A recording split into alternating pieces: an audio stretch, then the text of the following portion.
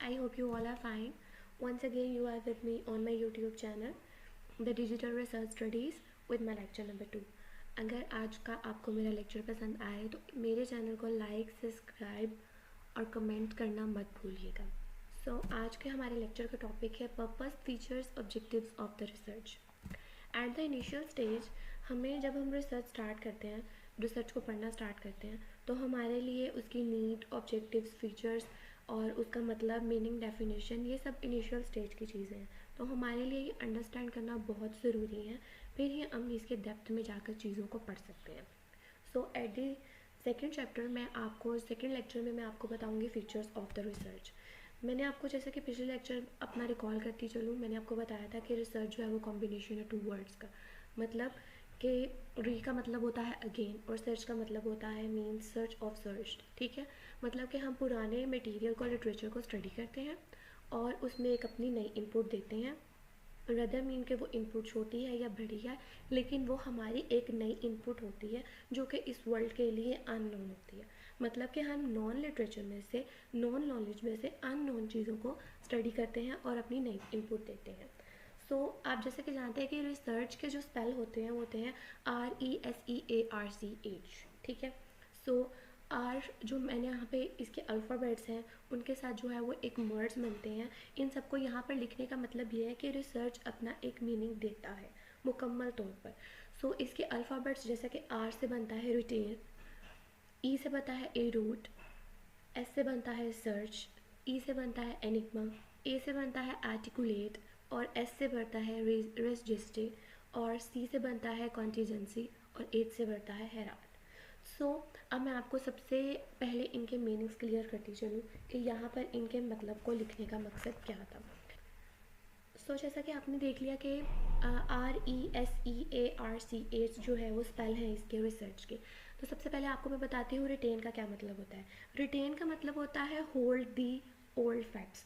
मतलब कि हम अपनी रिसर्च करते हुए फैक्ट्स को लेकर जा रहे होते हैं जो हम अभी पुराने लिटरेचर में पढ़ रहे होते हैं। तो उसका मतलब, रिटेन का मतलब होता है कि हम उन ओल्ड फैक्ट्स को पकड़ते हुए अपना पूरा सफ़र जो है वो तय करते हैं। हम उन फैक्ट्स के साथ जो है वो काम करते हैं और अपने रिसर्च के सफ़र पे गामजन रहते हैं। इन रूट का मतलब होता है ऑन द वे। मतलब रिसर्च के प्रोसेस पे जाते हुए हम जो है वो एक मुकम्मल प्रोसेस को वह अपनी जो है वो एक पाथ के साथ जो है वो कवर कर रहे होते हैं। मतलब हम प्रॉब्लम को आइडेंटिफाई करते हैं, ठीक है, अपनी मेथोडोलॉजी को देखते हैं, फिर उसके बाद हम जो है उसके रिजल्ट्स देते हैं, उसे एनालाइज करते हैं। मतलब है कि हम मुकम्मल एक पाथ की तरफ जा रहे होते हैं। सर्च सर्च जो होता है, जैसा कि बेसिकली कुछ स्टूडेंट्स जो हैं एट द इनिशियल स्टेज पर रिसर्च और सर्च को बहुत ही मिक्स आउट कर देते हैं। लेकिन मैं यहाँ पर एक बात क्लियर करती चलूँ कि सर्च जो होता है हम चीज़ों को फाइंड आउट करते हैं, लेकिन रिसर्च जो होता है हम पुरानी चीज़ों को पढ़ते हैं और उसमें एक नई इनपुट डालते हैं। तो सर्च का यहाँ पर मकसद सिर्फ बात करने का यही है कि हम चीज़ों को फाइंड आउट करते हैं।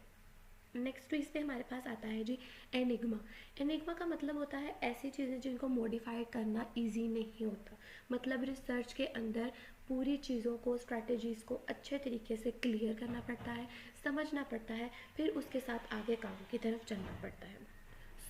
हम एनिग्मा का मतलब यहाँ पर यही है कि हम मुकम्मल तौर पर चीज़ों को पहले मॉडिफाइड करते हैं रिसर्च में और फिर आगे जो है वो अपने काम को लेकर चलते हैं।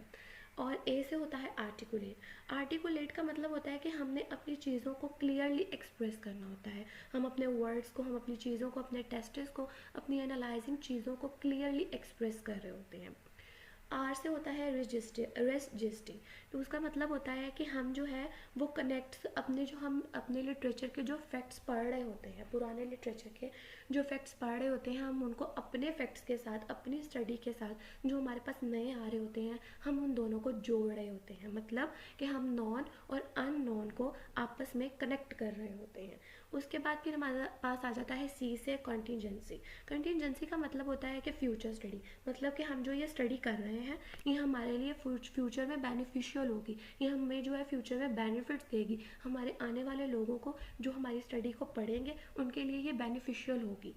और लास्ट में हमारे पास आता है हेराल्ड। हेराल्ड का मतलब होता है कि हम अनाउंस करते हैं अपनी स्टडी को, हम अपनी स्टडी को जो है वो क्लियरली वाजिया करते हैं, अनाउंस करते हैं मुकम्मल तौर पर।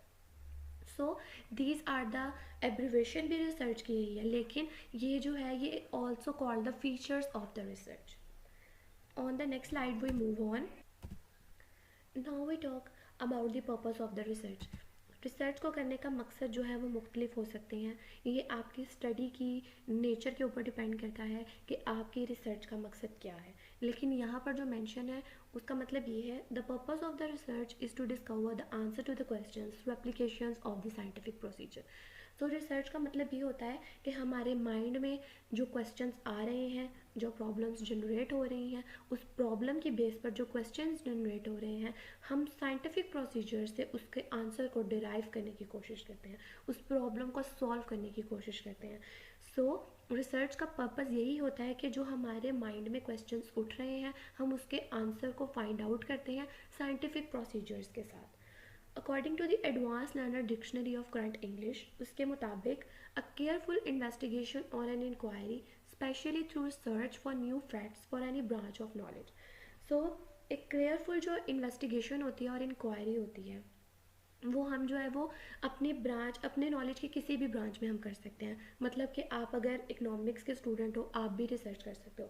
अगर आप मीडिया के स्टूडेंट हो, आप भी रिसर्च कर सकते हो. अगर आप बायोलॉजी के स्टूडेंट हो, फिर भी आप रिसर्च कर सकते हो. मतलब कि रिसर्च आप हर नॉलेज में कर सकते हो, हर ब्रांच में कर सकते हो. इन्वेस्टिगेशन और इंक्वायरी का मतलब यही है कि हम जो है वो अपने नॉलेज में चीज़ों को अपनी ब्रांच में जाकर चीज़ों को सर्च कर रहे होते हैं एक इन्वेस्टिगेशन और इंक्वायरी के साथ. और एक और डेफिनेशन मैंने यहाँ पर मेंशन की है, research is systemised efforts to gain the new knowledge. Research जो होती है वो एक सिस्टमाइज, मतलब कि एक सिस्टम के साथ, मुकम्मल सिस्टम के साथ जो है वो चल रही होती है. मतलब हम अपने प्रॉब्लम को आइडेंटिफाई कर रहे हैं, उस पर लिटरेचर कर रहे हैं, उस पर मेथोडोलॉजी अप्लाई कर रहे हैं, अपने रिजल्ट्स को जो है वो गेन कर रहे हैं, फिर उसके बाद हम उसको एनालाइज कर रहे हैं. मतलब कि एक सिस्टम के साथ जो है, जो हम अपना न्यू नॉलेज गेन कर रहे होते हैं, वही रिसर्च होती है. So the purpose of the research यही होती है कि जो हमारे क्वेश्चन में जो आंसर, क्वेश्चन में जो हमारे माइंड में जो क्वेश्चंस डेवलप हो रहे हैं, हम उन क्वेश्चंस को आंसर करने की कोशिश करते हैं अपने साइंटिफिक प्रोसीजर्स के साथ. Okay, let's move on the next slide. यहाँ पे मैंने थोड़ा सा हिस्टोरिकल पर्सपेक्टिव जो है वो रिसर्च का जो है वो लिखा था. Research is derive from the Latin word means to know and to go about seeking the knowledge. मतलब कि रिसर्च को जो है वो एक लैटिन वर्ड से डिराइव किया गया है, जिसका मतलब होता है जानना, चीज़ों के बारे में मालूम करना, चीज़ों के बारे में गेन करना नॉलेज. और to go about seeking the knowledge, मतलब चीज़ों को हमने जान लिया और हम अपने नए नॉलेज को आगे बढ़ने के लिए जा रहे हैं. रिसर्च का मतलब ही यही होता है कि हम पुरानी चीज़ों को जानते हैं, उनको स्टडी करते हैं और फिर अपनी नई इनपुट देते हैं और जो है वो अपना नया नॉलेज उसमें ऐड करते हैं. जो सबसे पहले रिकॉर्डेड टर्म जो है वो रिसर्च की यूज़ की गई थी, वो थी 1577 में जो है वो इसकी सबसे पहली जो है वो जो टर्म है वो यूज़ की गई थी. यहाँ पर एक और बेनिफिशियल आपके पास इंफॉर्मेशन जो मैंने दी है, research is the process in which we go through different steps which are to collect and analyse the information to increase the over understanding of the topic और इशू. मतलब कि हम जो है रिसर्च में जो है वो डिफरेंट स्टेप्स इन्वॉल्व होते हैं. जैसे मैंने आपको बताया, प्रॉब्लम आइडेंटिफाई करना, लिटरेचर करना, मेथोडोलॉजी अप्लाई करना, रिजल्ट्स को कलेक्ट करना, एनालाइज करना, ये वही स्टेप्स की बात हो रही है. तो हम उनको कलेक्ट करते हैं और उस इंफॉर्मेशन को एनालाइज करते हैं अपनी इंफॉर्मेशन को, अपनी अंडरस्टैंडिंग को बढ़ाने के लिए ऑन द स्पेसिफिक इशू. मतलब एक स्पेसिफिक इशू हमने लिया, हमारे माइंड में जनरेट हुआ, हम उनको डिफरेंट स्टेप से गुजारा और उसके बारे में इंफॉर्मेशन गेन की, किस तरह उसको डाटा को कलेक्ट करके और एनालाइज करके. सो यहाँ पर इस स्लाइड का मतलब यही था, एक हिस्टोरिकल पर्सपेक्टिव देना आपको और उसके मीनिंग को क्लियर करना. अच्छा जी, आगे हमने जो है वो देखा कि 3 स्टेप्स ऑफ द रिसर्च कौन से हैं. जब भी आप रिसर्च करते हो तो हमारी रिसर्च में ये 3 स्टेप्स जो है बहुत कॉमन होते हैं.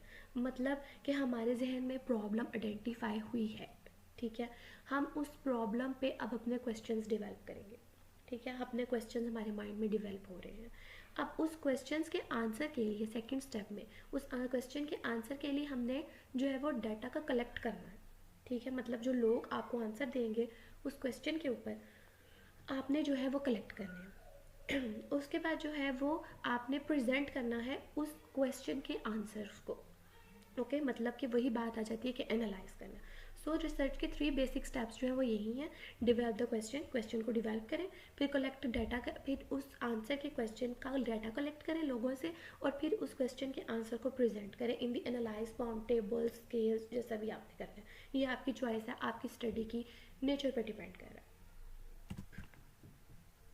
सो एट द नेक्स्ट लेवल वो आते हैं कि हम रिसर्च के बारे में और बहुत सी चीज़ें हैं जो कि इनिशियल स्टेज पर जाननी बहुत ज़्यादा ज़रूरी होती हैं।